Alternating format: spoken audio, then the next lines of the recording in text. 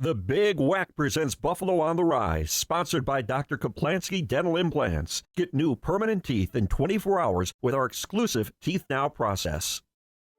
Welcome to the television show devoted to local business, Buffalo on the Rise, with your host, Joe Chili. There's an entrepreneurial spirit in Western New York that's putting our area on the cusp of greatness. Each week, Buffalo on the Rise features local business leaders and decision makers who are shaping our future. If it's about local business, we'll talk about it right here, right now, during Buffalo on the Rise.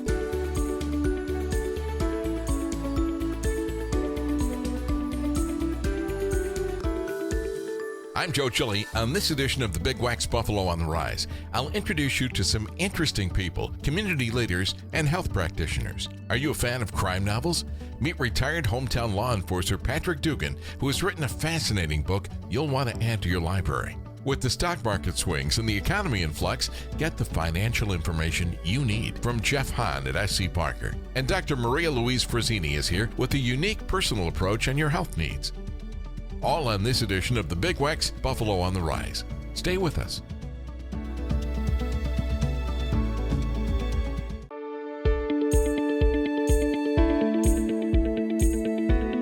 Hi, I'm Joe Chili. Mornings from 7 to 9 on Buffalo's oldie station, the Big WECK. Joining us on the Big WECK's Buffalo on the Rise today is Patrick Dugan, who's the author of Street Crime Unit 22. That's the name of the book. And I got to tell you, first off, nice to have you here. Thank you. I love any kind of crime, novels. Mm-hmm. I mean, you look at TV, it's all crime shows, right? Whatever it might be. And the fact that this is, now it's fiction, correct? Correct. But correct. It's centered around Buffalo, and there's all kinds of places in Buffalo that you would recognize in here. Absolutely.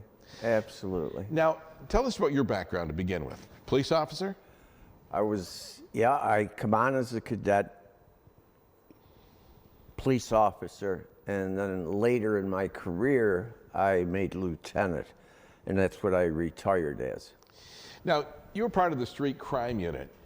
Tell us what they do. First off, you're not in uniform, right? No. Okay. No, it wasn't. It was a plainclothes detail and unit out of the Tactical Task Force Bureau, and it was under the command of Captain Tony Burvid, who then was our commissioner, and he came up with the idea to implement this. And we had Chevy Caprices, trucks, cabs, we had the whole realm, and it was so successful that it went from a 3-man unit to probably 40, nights and days. It was quite an experience. What was your favorite shift to work?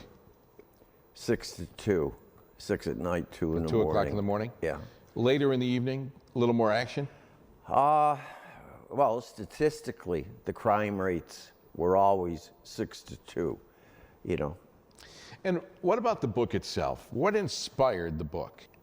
It would be very hard to meet anyone that didn't at some time in their life say, I should write this down. And they didn't have to be law enforcement.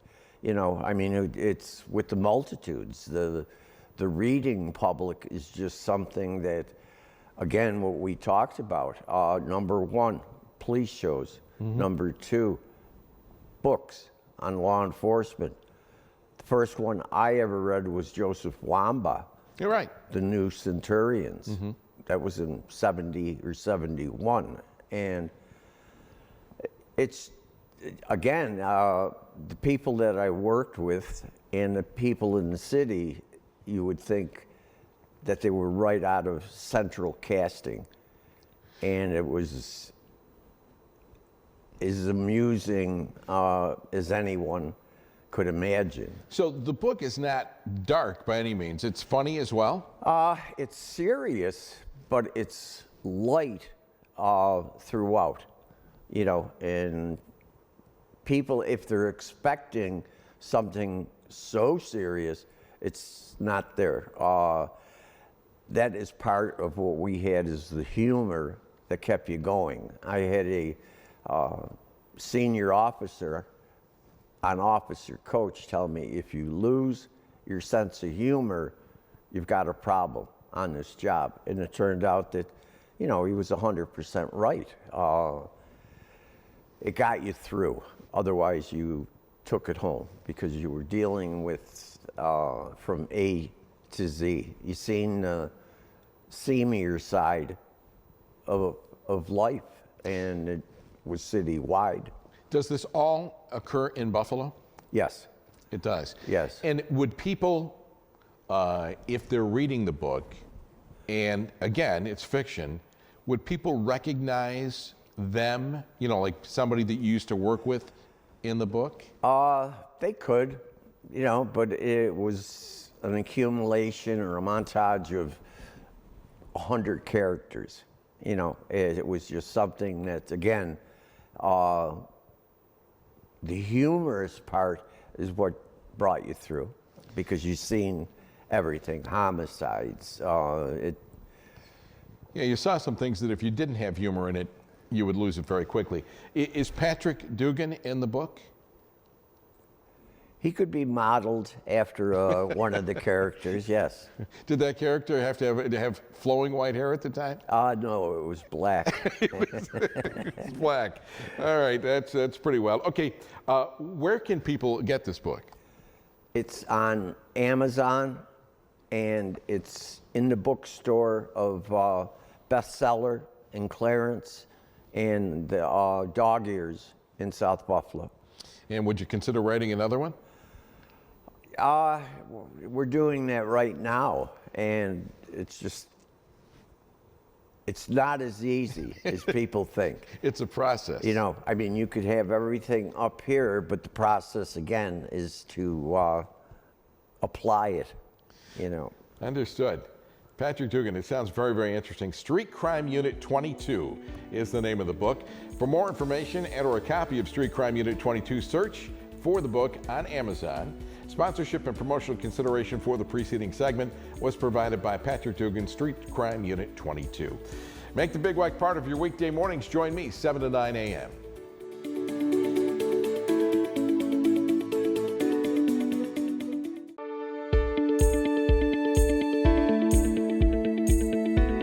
Hi, I'm Joe Chili. Listen to me mornings 7 to 9 on Buffalo's oldie station, the Big WECK. Welcoming my guest today on Buffalo on the Rise, Jeff Hahn from SC Parker. Jeff, how are you? I'm fine, sir. How are you? I'm good, but with all the volatility going on today, I would think that investors might be a little bit nervous, maybe. You don't look nervous at all. We didn't even have to put makeup on you. You look totally good. So what's going on with the market? Well, the market is corrected. Okay. That's what they call it when it goes down, and we're talking about the stock market. Yes. When it goes down 10% or more, it is called a correction. When it goes down 20% and stays down, it's a bear market. Right now, we're about 15% down. Okay. So it's a correction, or a deep one. We usually have this happen once a year. Happened last year in July for about a month and a half. It was down 10 to 12%. This is a little more than that. The movement down last Thursday and Friday, Thursday right and after the Friday. announcement was made, yes. Yeah. Mm-hmm. That was a 10% drop in 2 days. That was unusual, right? So corrections happen every year, basically. That movement was unusual. When you say bear market, where did they get the term? And is it B-A-R-E? B-E-A-R? No, sorry. It's not B-E-E-R. Beer market. Yeah, well, right. okay. Well, anyway. it may So when a bull is engaged in combat, so to speak, it attacks with its head moving up. When a bear is engaged in a fight, it does so with its paws moving down. So that's the essence of, or the history of bull and bear markets. Wow. Yeah. When was the last time we had a bull market?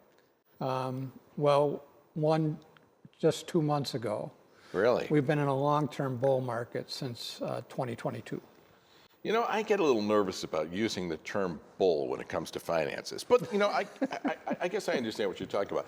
When we talk about a balanced portfolio, I mean, I'm not exactly sure what a portfolio means to begin with, but if you can explain, you know.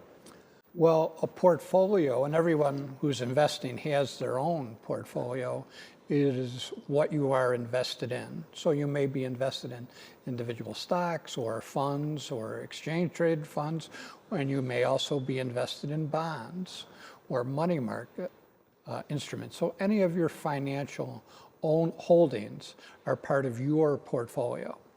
And really, Joe, that's the most important thing. The world is going on around us. The markets are going on. They move every second of the day. But your life is what's most important, and your personal economy is what is most important to you. So we're looking at first, when we're dealing with our clients and we're investing these dollars for them, it's for their benefit. And it's for their long-term future that we do our work, right? The short-term stuff is your bank account. Your investment accounts are more for long-term.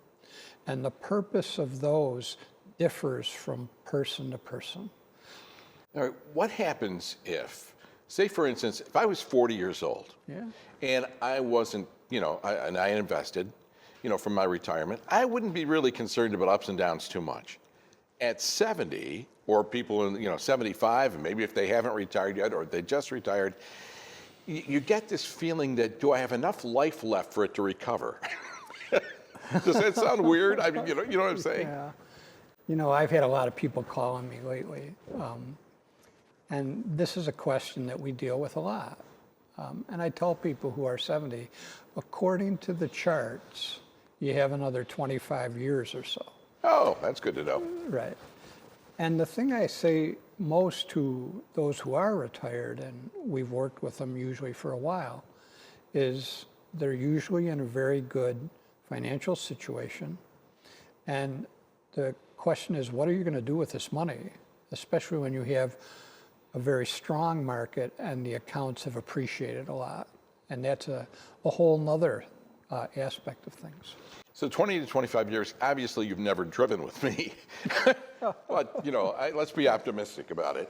What should people do? I mean, if you're watching right now, what should they do? Should they be concerned? Should they, I'm sure you never should make a radical action, you know, but.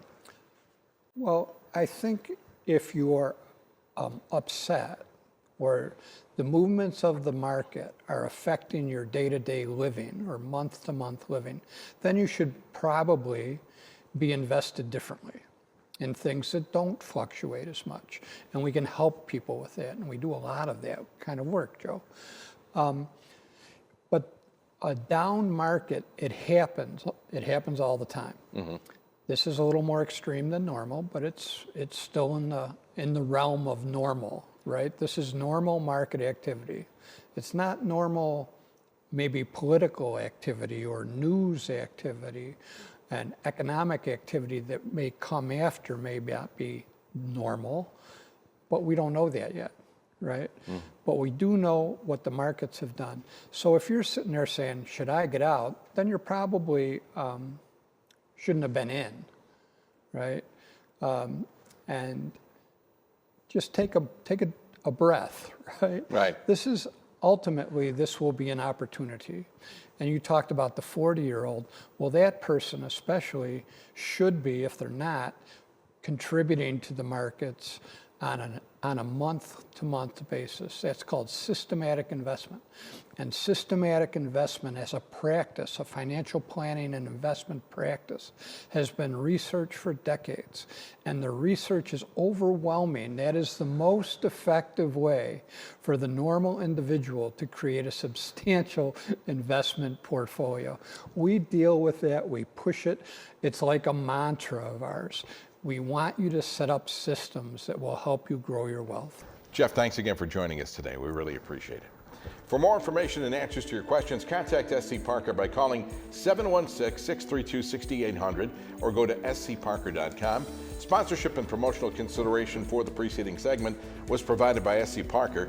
The views expressed on the program are general in nature and not intended to be investment advice. Any discussion of individual securities should not be construed as a recommendation or solicitation by the presenters. And you can join me 7 to 9 a.m. weekday mornings on the Big WECK.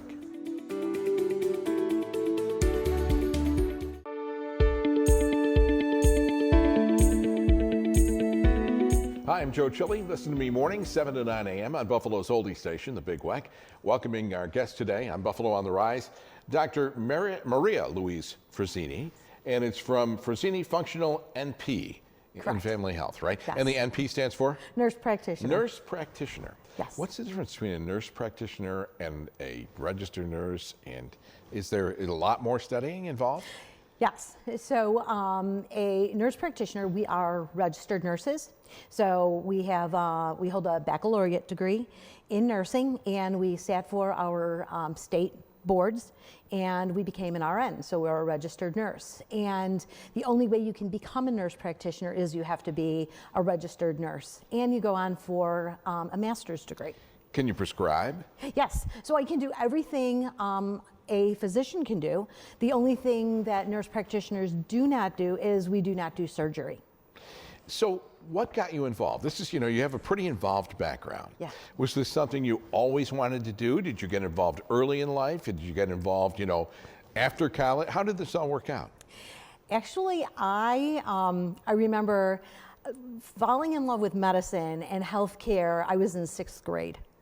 So Really? it started really early for me. And I remember my teacher, we were talking about the human body, and we were in 6th grade, and I remember the very first system was the digestive system. And I was just so fascinated, and I really enjoyed it and really grew to love it, and really grew to love healthcare.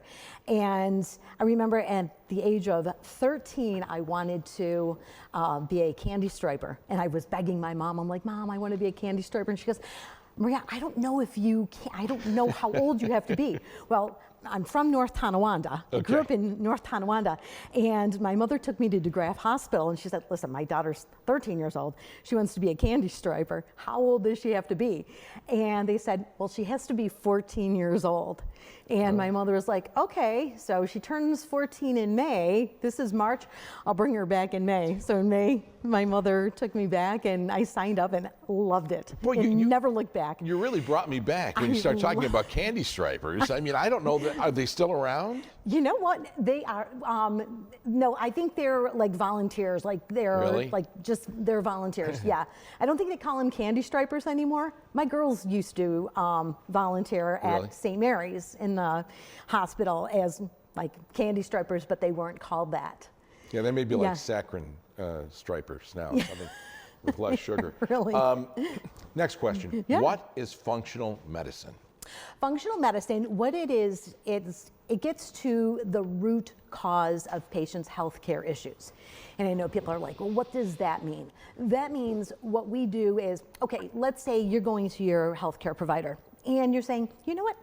I'm not feeling well. So you have tests are being done and everything, results come back, and your healthcare provider says, everything's fine.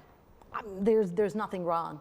You leave that appointment and you say, but there's got to be something wrong because I am not feeling well. In functional medicine, we get to the root and we say, okay, why are you not feeling well? What is going on? There has to be something that is causing you not to feel well. So what we do is we look at that. We look at those tests that were done. Our parameters tend to be a little different than in, regular medicine. And so we look at that, but we can also do advanced testing. So there's a lot of advanced testing that we can do. We look at a lot of blood work, and we look at vitamin levels, and when we're running thyroid, we'll run different thyroid tests. So it's more There's Get just down a lot to the more specifics. to it. Exactly. It gets down to the specifics. So, we're looking for T4s and T3s and all this stuff that we look for in for thyroid. So not just a TSH, free T3, free T4, things like that, thyroid antibodies, which all is very important. So you'll explain this all to folks. So we just have a couple of minutes left. But one of the things I wonder is, if you're going to the doctor and a traditional doctor does X-rays and does tests, and it doesn't always show everything, like you said, right? It'll give you a general idea if something major is wrong. But it doesn't. It's like well, the knee bone's connected to the wrist bone or whatever. So you get down to the root cause. Correct. Of what is actually going on. Yes. And it is not that if a patient comes into me and they need to go see their primary care provider, or if they need to go see an endocrinologist or cardiologist, I'm going to send them. If I feel that, okay, this is out of the scope of functional medicine and I need to send them off, I am going to do that because functional medicine, what we do is we do the chronic care. And, we need somebody to do the acute stuff. And I have no problem because I want what's best for my patients. All right. 5500 Main Street, Suite 344. Correct. 344. That's in Williamsville. That's where you're located, it is. right? Yep, the Keller Williams building. And is there a website, phone number people can access? Yes. So my phone number is 716-201-0753. Okay. Website is www.frosinifunctionalnp.com. Dr. Maria Louise Frosini, thanks for joining us today. We really appreciate your time. Thank you for having me. For more information and answers to your questions, contact Frosini Functional NP and Family Health by calling 716-201-0753 or go to FrosiniFunctionalNP.com. Sponsorship and promotional consideration for the preceding segment was provided by Frosini Functional NP and Family Health. And start your weekdays with me 7 to 9 a.m. on the Big WECK. Thanks for watching this edition of the Big WECK Presents Buffalo on the Rise. For information on this and other shows, go to our website, bigweck.com, and find out how you can participate on the program if you're a hometown business. I'm Joe Chili. Thanks for watching and listening to the Big WECK, Buffalo's oldie station.